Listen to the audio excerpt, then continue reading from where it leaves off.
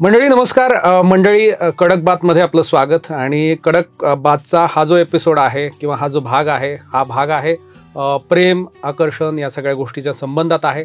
सध्या Valentine weak सुरू आहे आणि याच एकंदरच व्हॅलेंटाईन डेच्या निमित्तानं प्रेम या विषयाला लागून आपण बोलणार आहोत. आपल्यासोबत आहेत छत्रपती संभाजीनगर शहरातील सुप्रसिद्ध सायकॅट्रिस्ट आणि सेक्सॉलॉजिस्ट डॉक्टर विक्रांत पाटणकर.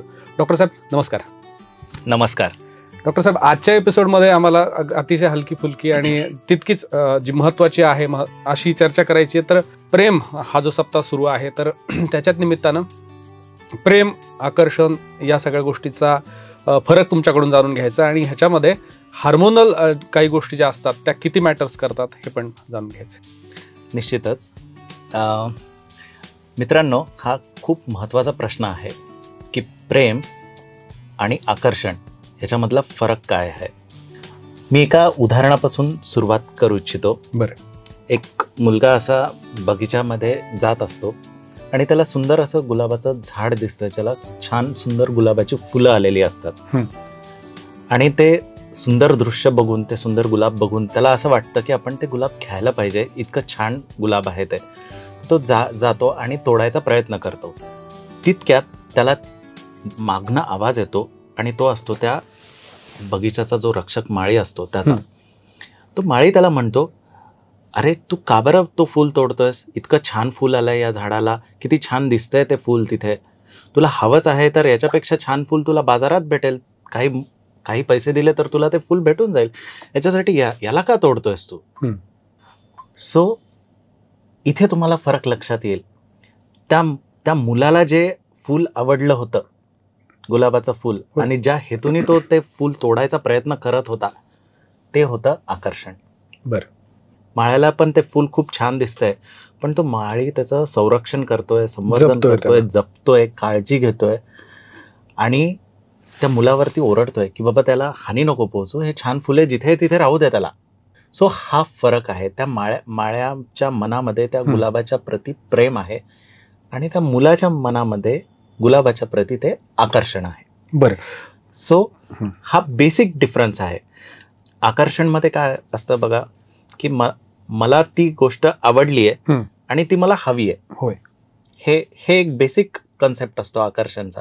जसं आता आपल्याला एक छानसा मोबाईल आवडतो आणि तो घ्यावासा वाटतो, एखादी छान कार आवडते, बाईक आवडते आणि ती आपल्याला घ्यावीशी वाटते, म्हणजे ती मला आवडते आणि ती मला माझ्यासाठी हवी आहे, सो दॅट माझा आनंद वाढेल. बरोबर. तो पूर्ण फोकस कुठे असतो, माझ्या सेल्फवरती. हे आकर्षणाचं बेसिक आहे. प्रेमाचं एक्झॅक्टली याच्या उलट असतं. बरं. प्रेम असं म्हणतं की तू आनंदी राहायला पाहिजे, ज्याच्यावरती आपलं प्रेम असतं. मग आपण त्याच्या आयुष्यात असो नसो, तो आनंदी राहायला पाहिजे, याला प्रेम म्हणतो. प्रेममध्ये पेशन्स असतं, आकर्षणमध्ये इम्पेशन्स असतं. आवडलं ना पटकन पाहिजे, किती लवकर हे करू, हे इम्पेशन्स आकर्षणमध्ये असतं. प्रेमामध्ये पेशन्स असतं. आकर्षणमध्ये असं वाटतं की ते नेहमी आपल्यासोबत असायला हवं, जी व्यक्ती आपल्याला आवडते ती नेहमी आपल्यासोबत असायला हवी, ती आपल्यापासून दूर नको जायला, ती आपण सोडून कोणाला नको बोलायला. पण प्रेमामध्ये या उलट असतं. म्हणजे ती व्यक्ती अमेरिकेत जरी गेली तरी त्याला तेवढंच म्हणजे प्रेम निर्माण राहतं त्याच्या मनामध्ये त्या व्यक्तीबद्दल. सो ती दूर गेली तर ते कमी होत नाही. सो हे काही बेसिक डिफरन्सेस आहेत प्रेम आणि आकर्षणमध्ये. बरं. पण डॉक्टर विक्रांत, मला म्हणजे आपण जेवढं सिनेमॅटिक किंवा सगळ्या ह्याच्यातून म्हणजे पुढे जात आहोत, तर पहिल्या नजरेत होणारं प्रेम, लव्ह ॲट फर्स्ट साईट जे असतं, तर ते प्रेम नसतं का? मग ते आकर्षण असतं. बरं. ते लव्ह ॲट फर्स्ट साईट नावाचा कन्सेप्ट, तर त्याला लव्ह म्हणणार कसं? बघितल्या जर तुम्हाला ती गोष्ट जर तुम्ही त्याचं डिसेक्शन केलं त्या गोष्टीचं, किंवा त्याला जर मायक्रोस्कोपनी तुम्ही बघितलं त्या गोष्टीला, तर तुम्हाला त्याचं स्लो मोशन मध्ये असं दिसेल की ती व्यक्ती छान आहे, ती मला आवडली आहे आणि ती मला हवी आहे. सो इथे सगळं कुठे येत आहे, मी येत आहे ना, मी पासून येत आहे सगळं. सो ते आकर्षण आहे. लव्ह ॲट फर्स्ट साईट म्हणण्यापेक्षा अट्रॅक्शन ॲट फर्स्ट साईट हा बेटर वर्ड आहे त्याच्यासाठी. बरं. तुम्ही मगाशी बोलत असताना प्रेमामध्ये काय समाविष्ट असतं ह्याच्याबद्दल थोडंसं सांगितलं, तर मग मला आणखी विचारायचं की मग प्रेम कसं केलं पाहिजे आपण? बेसिकली काय की प्रेम तुम्हाला आनंद देऊन जातं. होय. तुम्हाला एक ऑटोमॅटिकली फील गुड देतं. तिथे बंधनं नसतात, कंपल्शन नसतात, बॅरियर्स नसतात प्रेमामध्ये. सो जेव्हा आपण फोकस आपल्यावरती असतो तर ते अट्रॅक्शन असतं. जेव्हा फोकस त्या व्यक्तीच्या आनंदावरती असतो तेव्हा ते प्रेम असतं. सो जे काही आपण करतो, आता उदाहरणार्थ तुम्ही जर एखादं प्रेम कपल बघितलं की ज्यांचं खरंच प्रेम आहे एकमेकांवर, तर ते नेहमी एक दुसऱ्यांची काळजी घेतात. केअरिंग असतं, तिथे केअरिंग कन्सेप्ट असतो. एकाला मार लागला तर ते दुसऱ्याला त्रास होतो त्याचा, ते हर्ट तिथे पण होतं. ओके, सो तो त्या व्यक्तीची काळजी आपल्या स्वतःपेक्षा जास्त करतो. त्याला काय आवडी, त्याच्या आवडी निवडी असतात हे सर्व त्याला माहिती असतात आणि त्या सगळ्या गोष्टी तो जपतो. सो हे या पद्धतीने जसं आपण पुढे जात गेलो तसं तसं ते प्रेम डेव्हलप होतं. प्रेम असं एका दिवसात डेव्हलप होत नसतं. बरोबर. इट टेक्स टाइम, त्याला वेळ लागतो. कारण प्रेमामध्ये, आकर्षणामध्ये कसं असतं, आकर्षणामध्ये त्या व्यक्तीची फक्त चांगली बाजू बघितली जाते. बरं. आणि ती चांगली बाजू जोपर्यंत आहे तोपर्यंत ती व्यक्ती आपल्याला आवडते. बरं. जसं आपल्याला त्या व्यक्तीचे काही निगेटिव्ह पॉईंट्स दिसायला लागतात तर मग ते आकर्षणमध्ये ती व्यक्ती आवडत नाही. पण जर प्रेम असेल तर दोन्ही प्लस आणि मायनस गोष्टी आपण एक्सेप्ट करतो. म्हणजे इन शॉर्ट कम्प्लीट एक्सेप्टन्स हे प्रेमामध्ये असतं. बरं. डॉक्टर विक्रांत, तुम्ही आता जसं सांगितलं की प्रेमाला वेळ लागतो, म्हणजे प्रेम ही प्रोसेस व्हायला, ही प्रक्रिया व्हायला वेळ लागतो, तसं मग ब्रेकअप हे पण पाहतोय आपण की एक मूव्ह ऑन करण्याची पद्धत पण आज आहे. म्हणजे एक पार्टनर सोडलं की दुसऱ्या पार्टनरला आकर्षित होणं, परत त्याच्या प्रेमात पडणं, म्हणजे प्रेम हे प्रेम कसं आहे मग? म्हणजे हे प्रेम असतं का एकपेक्षा जास्त लोकांवर होणं, किंवा एकाला सोडल्यानंतर दुसऱ्यावर लगेच होणं? जसं मी आता थोड्या वेळापूर्वी सांगितलं की प्रेमामध्ये अटॅचमेंट पण असते, आकर्षण पण असतं, डिव्होशन पण असतं, केअरिंग पण असतं, रिस्पॉन्सिबिलिटी पण असते आणि सर्वात मेन कमिटमेंट असते. कमिटमेंट हा पार्ट जिथे असतो तिथे ते प्रेम घट्ट असतं. आणि I am committed for you. ठीक आहे, आज भांडण झालंय आपलं, बट दिस डझंट मीन की मी तुला सोडून देईल. हे आकर्षणमध्ये होतं. हे उथळ प्रेम किंवा आकर्षण ज्याला आपण म्हणतो त्याच्यात होतं की नाही पटत का, चल तू तुझं आपण आजपासून ब्रेकअप. सो प्रेमात असं नसतं. प्रेमात पॉझिटिव्ह गोष्टीच पण असतात. कुठेतरी एक छानसं इंग्लिश वाक्य आहे की attraction is like smelling perfume and love or marriage with commitment is like smelling perfume as well as fart. So हे दोन्ही प्लस आणि मायनस जेव्हा तुम्ही एक्सेप्ट करता त्या व्यक्तीचे आणि त्या व्यक्ती साठी कमिटेड असतात, तिथे खरं प्रेम सुरू होतं. आणि मग प्रेमामध्ये सहसा अशा गोष्टी नसतात.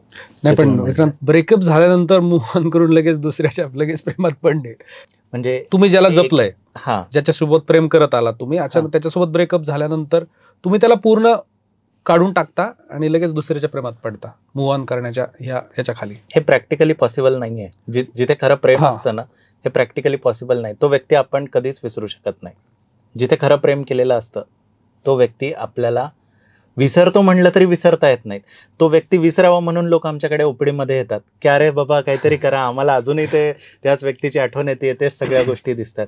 कारण ते खरं प्रेम केलेलं असतं. बरोबर आहे, ते प्रेम खरं असतं त्या मोमेंटला. बरोबर आहे. ब्रेकअपचा विषय अगदी मी प्रेमानंतर ब्रेकअप घेतला थोडासा सिक्वेन्स, पण जेव्हा एखादी प्रेमाची प्रक्रिया चालू आहे, म्हणजे कमी वयात होणारं विशेषतः प्रेम, 15-16 हे वय प्रेम म्हणजे प्रेमात कळायला लागतं. काही लोकांना नाही, खूप जणांना खूप. तर प्रेमात पडल्यानंतर त्यांना बऱ्याच अडचणी निर्माण होतात. म्हणजे त्यांना लग्नही करायचं असतं, करिअरही बॅलन्स करायचं असतं, पण बऱ्याचदा मग ह्या प्रक्रियेमध्ये कुठेतरी प्रेम आहे हे घरच्यांना कळाल्यानंतर बऱ्याच अडचणी निर्माण होतात. अशा वेळी मग काय, लवकर लग्न करण्याचा निर्णय होतो किंवा चुकीचा निर्णय घेतला जातो, लग्न करायची इच्छा होते. तर मग हे किती योग्य आहे? काय घाई आहे, कशासाठी करायचं कमी वयात लग्न? गव्हर्नमेंटने आपल्याला लिगल एज जे डिफाईन केलेले आहेत ते कशासाठी? त्याच्या मागे काहीतरी एक पर्पज असतो ना, की तुमची शारीरिक परिपक्वता व्हायला पाहिजे. बरोबर. नंबर 2, तुमचा मॅच्युरिटी इंडेक्स पण डेव्हलप व्हायला पाहिजे. काय असतं, आपल्या आवडी निवडी ह्या वेळेनुसार बदलत जातात, आपल्या प्रायोरिटीज बदलतात. आणि टीनेज एक असं एज असतं ज्याच्यात आपल्याला खूप सारे शिफ्ट्स होत राहतात, आपल्या आवडीसुद्धा आणि नावडीसुद्धा. बरं. आणि ती एक स्टेज असते की एक लहान मूल एक परिपक्व मॅच्युअर ॲडल्ट होण्याची ती स्टेज असते. आणि सहसा ते 18-19व्या वर्षाच्या पुढे होतात. बरं. सो तोपर्यंत जे घेतलेले निर्णय असतात ते असं बघितलेलं जातं की सायंटिफिकरित्या की ते बऱ्याचदा चेंज होतात. म्हणजे 15व्या वर्षी जी गोष्ट आवडते ते 17व्या वर्षी आवडेलच हे आवश्यक नाही आहे त्या मुलाला, कारण त्याचे प्रायोरिटीज चेंज होत राहतात. त्यांनी नवीन काहीतरी बघितलेलं असतं, नवीन अनुभव घेतलेले असतात. सो त्यामुळे हे तुमचे मॅच्युरिटी इंडेक्स जोपर्यंत डेव्हलप होत नाही तोपर्यंत कन्फर्म ज्याला म्हणतो आपण की तुम्ही तो निर्णय घेऊ नये. हा, प्रोव्हिजनल निर्णय घेऊ शकता तुम्ही, म्हणजे जसं आमच्या निदानात असतं प्रोव्हिजनल डायग्नोसिस, की प्राथमिक निदान हे आहे आणि फायनल निदान हे आहे. तर तसं प्राथमिक असू द्यावं, दॅट इज ओके, पण ते अगदी लग्नापर्यंत नेलंच पाहिजे ही घाई मुळीच नाही करायला पाहिजे, कारण तिथे मॅच्युरिटी इंडेक्स इमोशनल पण डेव्हलप नसतो, नंतर फायनान्शियल इंडिपेंडन्स आलेलं नसतं, आणि फिजिकल आपल्या बॉडीमध्ये जे चेंजेस व्हायला पाहिजेत लग्नासाठी ते पण पूर्ण झालेले नसतात. बरं, डॉक्टर पाटणकर सर, आपण जेव्हा पाहतो एखादं नातं आहे, म्हणजे बऱ्याच काळापासून चाललेलं नातं आहे, पण जेव्हा मग एकमेकांबद्दल निगेटिव्ह पॉईंट्स दिसायला लागतात, नकारात्मक गोष्टी दिसायला लागतात, संशय असेल किंवा इतर काही गोष्टी असतील, असे रेड फ्लॅग्स दिसायला लागतात, अशा वेळी त्यांनी काय केलं पाहिजे? काय होतं, जेव्हा आपण पहिल्यांदा कुठल्या व्यक्तीला भेटतो, बघतो, बोलतो, तेव्हा साहजिकरित्या एक नॅचरल टेंडन्सी असते की तो व्यक्ती आपला बेस्ट पार्ट प्रेझेंट करतो तिथे. सो हा पार्टनर पण बेस्ट पार्ट प्रेझेंट करतो आणि हा पार्टनर पण बेस्ट पार्ट प्रेझेंट करतो. हे सहसा गोडी गुलाबी आपण जे 9चे 9 दिवस म्हणतो, हे असं चालतं. काही जणांचं 6 महिने चालतं, काही जणांचं वर्षभर चालतं, काही जणांचं अगदी लग्न होईपर्यंत चालतं. एकदा ते सगळं झालं की मग आपण सोंग जास्त दिवस नाही घेऊ शकत. त्यामुळे आपल्या प्रत्येकाच्या जसं प्रत्येकाच्या स्वभावात काही निगेटिव्ह पॉईंट्स असतात तसं त्या कपलमध्ये पण काही ना काही निगेटिव्ह पॉईंट्स असणारच, आणि ते आज ना उद्या समोर येतात. सो हे येणार आहे हे अँटिसिपेट करून चालावं, मला असं वाटतं. बरं, की बाबा काही प्लस मायनस गोष्टी होणार आहेत, काही अशा गोष्टी होणार आहेत ज्या आपल्याला आवडत नाहीत, काही अशा गोष्टी होणार आहेत ज्या आपल्याला खटकतील, पण असं जर झालं तर ते बसून सॉल्व्ह करावं. टोकाचा निर्णय घेण्याऐवजी टोकाचा निर्णय घेऊ नये, सॉल्व्ह करायचा प्रयत्न करावा. यालाच तर अंडरस्टँडिंग म्हणतात, यालाच तर कमिटमेंट म्हणतात, यालाच तर केअर म्हणतात, आणि यालाच लव्ह म्हणतात. हे पहिल्या 3 गोष्टी आल्यावरच प्रेम येतं. सो जिथे प्रेम असतं तिथे अंडरस्टँडिंग असते, तिथे कमिटमेंट असतं की प्रॉब्लेम्स येत आहेत तो बसूयात, सॉल्व्ह करूयात. सो हे जेव्हा आपण अप्रोच असा डेव्हलप करतो रादर दॅन ब्लेमिंग, आजकाल आम्ही बघतो की ओपीडीमध्ये खूप जण येतात आणि ते ठरवून येतात की माझा पार्टनर असा असा असा असा असला पाहिजे, अगदी त्याचं राहण्याची स्टाईल, हाईट किती पाहिजे, तो कसा बोलणारा पाहिजे, किती पैसे कमवणारा पाहिजे, आई वडिलांनी त्याच्यासोबत राहावं का न राहावं, हे सगळे त्यांचे चेकलिस्ट असते. आणि ती चेकलिस्ट लग्नापर्यंत सगळेजण जसं चांगलं दाखवतात तशी जाते, आणि मग त्याच्यात थोडं काही कमी जास्त झालं की कंप्लेनिंग आणि ब्लेमिंग सुरू होते. सो कंप्लेनिंग आणि ब्लेमिंग सुरू झाली की प्रेम घटतं, हे लक्षात ठेवावं. सो अंडरस्टँडिंगनी प्रेम टिकवायचंय ही दोघांची जबाबदारी आहे, आणि दोघांनी त्याच्यासाठी प्रयत्न केले पाहिजेत. हार्ड टाइम्स येणार आहेत, ते मिळून बसून डिस्कस करून सॉल्व्ह केले पाहिजे. बरं, पाटणकर सर, सदृढ नात्यामध्ये किंवा स्ट्रॉंग रिलेशनशिपमध्ये लैंगिक संबंधांना किती स्थान आहे, ते कसे असले पाहिजे, त्याच्यावर काही गोष्टी ठरतात का? ऑफकोर्स ठरतात. सायंटिफिकरित्या जर आपण असं बघितलं तर सेक्शुअल रिलेशन्स किंवा लैंगिक संबंध झाल्यावरती त्या 2 व्यक्तींची अटॅचमेंट खूप जास्त वाढते, ती खूप जास्त वाढते. सो जशी अटॅचमेंट वेगवेगळी असते, नीड्स, इमोशनल नीड्सनुसार अटॅचमेंट असते, फिजिकल कॉन्टॅक्टमधनं झालेली अटॅचमेंट असते, फायनान्शियल नीड्समधनं आलेली अटॅचमेंट असते. सो हे सर्वांगीण नीड्स जिथे जशा असतात तसंच लैंगिक नीड पण असते, आणि ती डेफिनेटली सेक्शुअल रिलेशन्स हे इम्पॉर्टंट ॲस्पेक्ट आहे जर रिलेशन हेल्दी ठेवायचं असेल तर, आणि ते रेग्युलरली व्हायला पाहिजे असं मला वाटतं. बरं. आणि डेफिनेशन रेग्युलर, काही जण विचारतात की म्हणजे काय? हा, म्हणजे काय? एक साधारणरित्या ढोबळ 15 दिवसातनं 1-2 वेळेस सेक्शुअल रिलेशन्स जर झाले तर ते डिसेंट मानले जातात, आणि that is more than sufficient to maintain the healthy relations. पण त्याच्यामध्ये पण म्हणजे एका पार्टनरची रिक्वायरमेंट असेल, दुसऱ्या तयार नसेल, तर मग अशा वेळेला वाद निर्माण होण्याची शक्यता पण असू शकते. सो जसं प्रेमाचा कन्सेप्ट असतो ना, तसं सेक्शुअल रिलेशन्सचा पण एक कन्सेप्ट असतो. सेक्शुअल रिलेशन हा माझ्या आनंदासाठी नसतो, त्या एका व्यक्तीच्या आनंदासाठी नसतो, दोघांच्या आनंदासाठी असतो. सो जितक्या तुमच्या नीड्स आणि तुमचे आनंद तुम्ही बघता तितकंच पार्टनरचा पण बघायला पाहिजे आणि त्यामध्ये कुठेतरी एक विन विन मिडल वे काढला पाहिजे. हा, की ज्याच्यात तो पार्टनरला पेन नाही झालं पाहिजे, त्याला ते इरिटेशन पण नाही झालं पाहिजे, त्याला बोर. कारण सगळ्यांचे स्वभाव सारखे नसतात, सगळ्यांची भूक जशी सारखी नसते. काहींचं एका पोळीने पोट भरतं, काहींना 5 पोळ्या लागतात.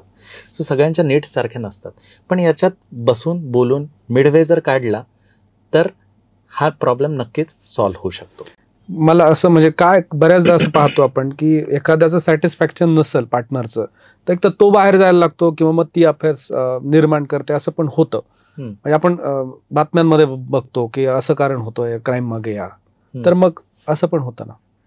नाही, असं सहसा होत नाही. हे जेव्हा होतं त्याचा अर्थ असा आहे, त्याचा अर्थ दोनच आहे की एकतर काहीतरी सेक्शुअल प्रॉब्लेम्स आहेत दोघांपैकी एकाला कोणाला तरी, किंवा त्या दोघांची बॉन्डिंग खूप पुअर आहे. बरं, सहसा बॉन्डिंग जर चांगली असेल आणि सेक्शुअली तुम्ही हेल्दी असाल तर पार्टनर्स एकमेकांशी डिस्कस करतात, बोलतात, आणि त्यांच्या लेवलवर जर नाही झालं तर ते प्रोफेशनल्सकडे जातात, सेक्सॉलॉजिस्टकडे येतात, आणि तो इश्यू, तो ट्रीटेबल इश्यू असतो, तो ट्रीटमेंट घेतात आणि दे लिव्ह हॅपीली.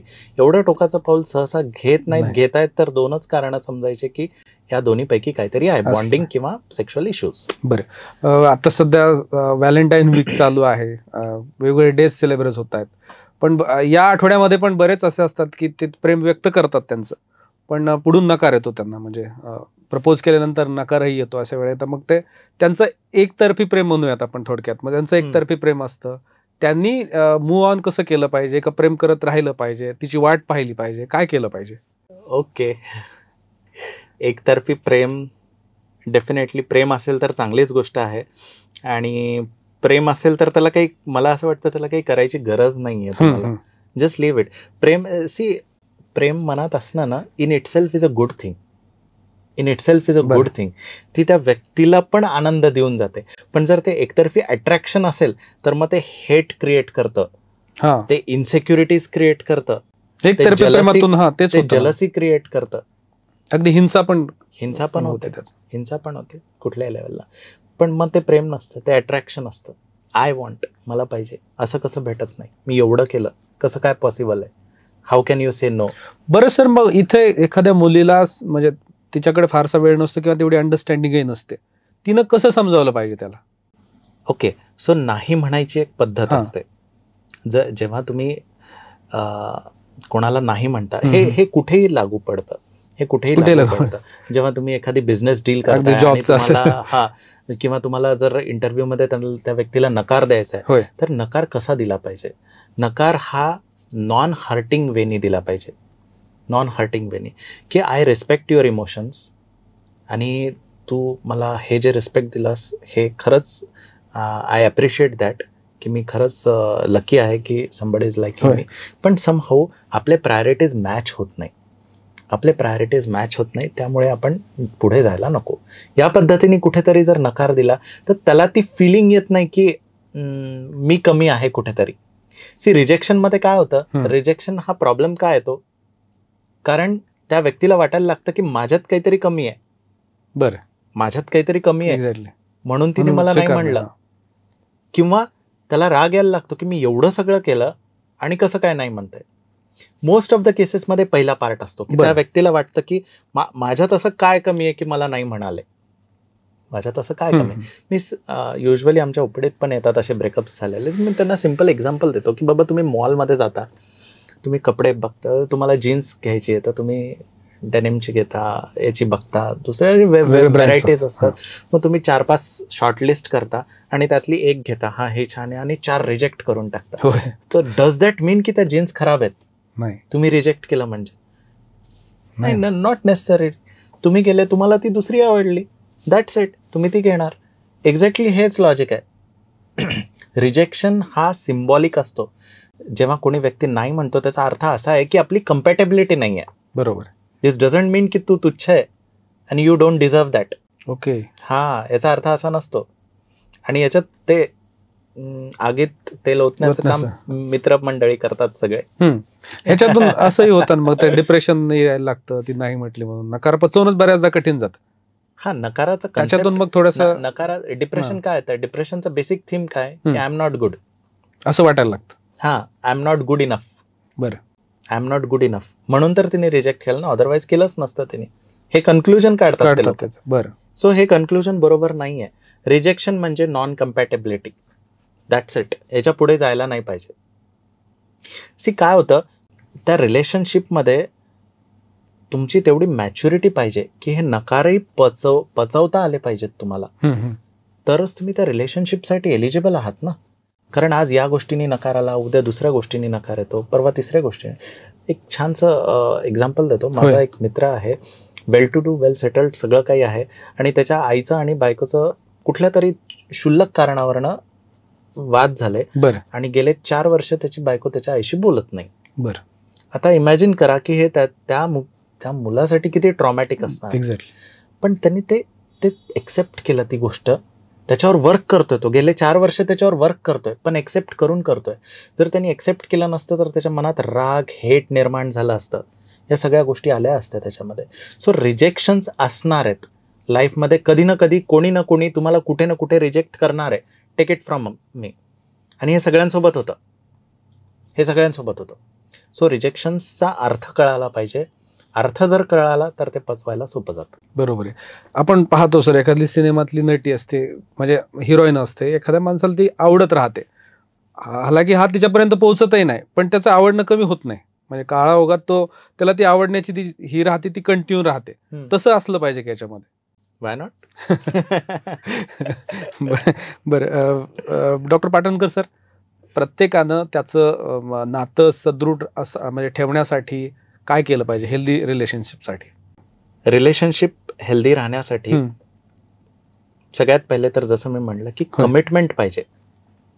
एक घाव दोन तुकडे हा प्रकार नको. काही गोष्टी मतभेद असणार आहेत, ते बसून सॉर्ट आउट करण्याची तयारी पाहिजे. ही तयारी तेव्हाच असते जेव्हा कमिटेड असतो आपण. जसं आई आणि मूल कमिटेड असतं. मुलांनी गोंधळ घातला, मस्ती केली की आई ते दनादन त्याला चांगले फटके देते, पण ते रात्री त्याच बाळाला जवळ घेऊन बसते आणि म्हणते की बाळा तुला लागलं का. This is commitment, this is love. Okay. So या लेवलचं तर कदाचित नाही पॉसिबल, पण या लेवलला जाण्याचा प्रयत्न आपण करायला पाहिजे. सो कमिटमेंट ही पाहिजे. नंतर विन विन फॉर्म्युला पाहिजे रिलेशनशिपमध्ये. कुठल्याही एका पार्टनरला असं नाही वाटलं पाहिजे की बाबा आपल्यावरती बर्डन येत आहे, किंवा आपल्यावरती तो व्यक्ती डिपेंड आहे, किंवा आपल्याला एक्सप्लॉइट केलं जात आहे. ही फिलिंग नाही आली पाहिजे. ही फिलिंग तेव्हा नाही येणार जेव्हा तुमच्या नात्यामध्ये म्युच्युअल रिस्पेक्ट असेल. म्युच्युअल रिस्पेक्ट असणं फार आवश्यक आहे. जेव्हा आपण रिस्पेक्ट करतो तेव्हा त्या व्यक्तीला पाडून बोलत नाहीत. मतभेद जरी असले, त्याला पटलं नाही आपलं, त्यांनी ऐकलं नाही, तरी ते रिस्पेक्टफुली बोलतो आपण. सो पाडून बोलणं टाळतो आपण जर म्युच्युअल रिस्पेक्ट असेल तर. सो कमिटमेंट पाहिजे, म्युच्युअल रिस्पेक्ट पाहिजे, विन विन सिच्युएशन डेव्हलप करायचा प्रयत्न करायला पाहिजे, आणि सगळ्यात महत्त्वाचं नॉन हर्टिंग कम्युनिकेशन. कम्युनिकेशन असं पाहिजे की ज्याने हर्ट नाही झालं पाहिजे. म्हणा तेच, बोला तेच, मुद्दा तोच, असं नाही की सगळं ऐकलं पाहिजे. तुम्हाला जे पटतं ते बोला, तेच करा. ते बोलण्याची पद्धत, ते बोलण्याची टोन, ते बोलताना तुमचे बॉडी लँग्वेज, हे खूप मॅटर करतं. हे जर व्यवस्थित असेल तर मोस्ट ऑफ द रिलेशन्स चांगले राहतात. ओके.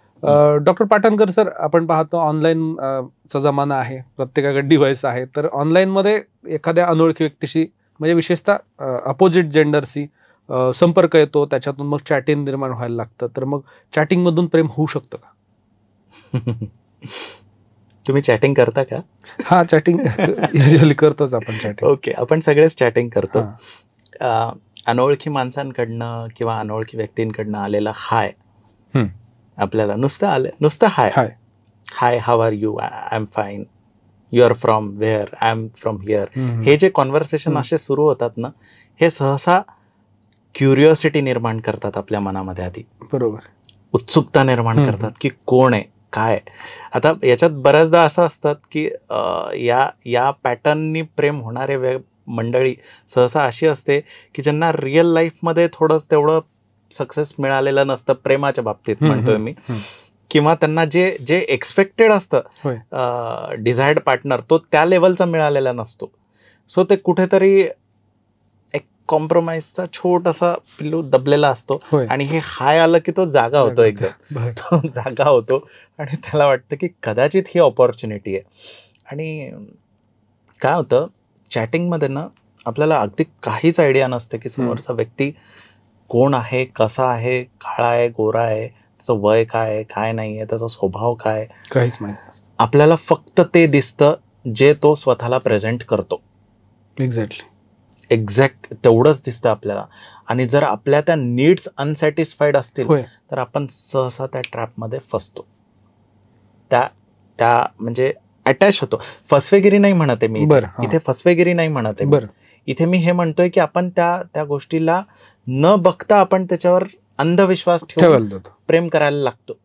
तो व्यक्ती जाणून घेण्याच्या आधी तो काय, कसा आहे, काय नाहीये हे काहीही माहिती नसतं आपल्याला बऱ्याचदा. किंवा त्यांनी जे सांगितलं त्याच्यावर विश्वास असतो, त्याच्या त्या डीपीवरच्या ह्याच्यावर जो एडिटेड पिक असतो त्याच्यावर भरोसा ठेवतो आपण. आणि आपण इतके अटॅच होऊन जातो की समजा आपण हाय पाठवलं आणि 2 तास त्यांनी रिप्लायमध्ये हाय नाही केलं, आपल्याला अस्वस्थ व्हायला लागतं, अनकम्फर्टेबल व्हायला लागतं.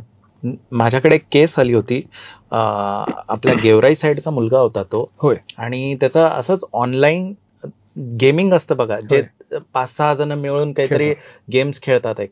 तर त्या ह्याच्यात त्या एका मुलीशी, सो कॉल्ड मुलीशी त्याचं ओळख झाली, आणि ती झारखंड का कुठली तरी होती.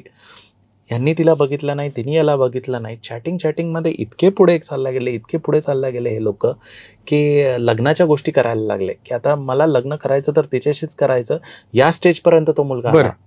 सो इमॅजिन की काय लेवल ऑफ अटॅचमेंट. आणि जर तिने काही फॉर सम रिझन तिचा मोबाईल डिस्चार्ज झाला आणि पूर्ण चार्ज करायला तिला अर्धा तास लागला, आणि तेवढा वेळ जर ती रिप्लाय नाही करू शकली किंवा रेंज कमी असली, एनी डॅम रिझन, तर हा चिडचिड करायचा, घरच्यांवर चिडचिड करायचा, जेवायचा नाही.